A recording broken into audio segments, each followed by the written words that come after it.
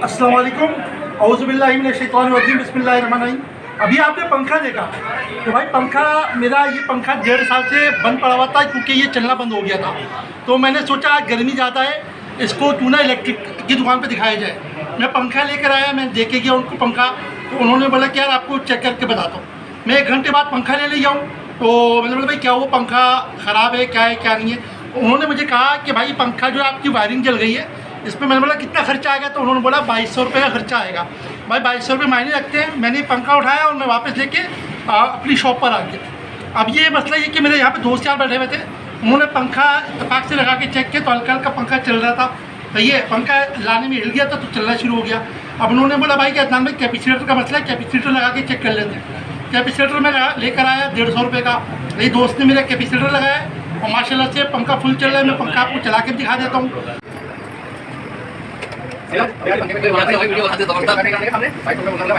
ये भाई ऐसी चोर बाजारी है कि मैं अगर चेक नहीं करता या मेरे दोस्त चेक नहीं करते तो मेरे 2200 रुपये की बात लग जानी थी।